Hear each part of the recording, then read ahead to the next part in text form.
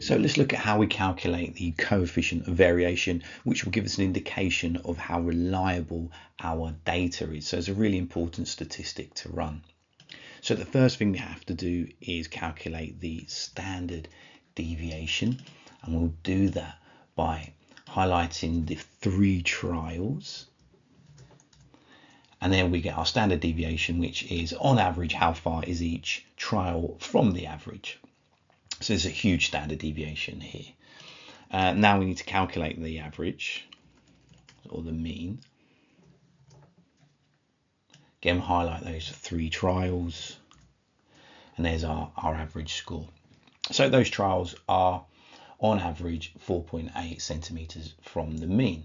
Now, to calculate the coefficient of variation, it's essentially the standard deviation relative to the mean, and then we multiply by 100 to get that into a percentage.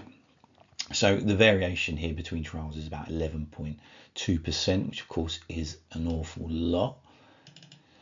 When we highlight those cells, double click that box, we can then bring up the data for each athlete, and we see each athlete's individual CV score. So some athletes are really consistent with their trials, which is fantastic. Others not so much. Indeed, this athlete here is incredibly inconsistent with their trials. Maybe there was some fault with the equipment, but either way, because that's so big, the athlete would have to have real big improvements in their jump score before we could say that that's outside the realms of possibility with respect to error, and therefore a meaningful change. So we want these scores to be as low as possible. Here they'd have to do the test again, really.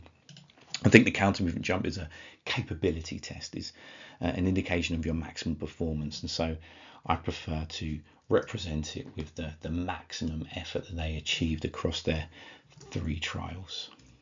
And again, just double click the box and we get each athlete's score.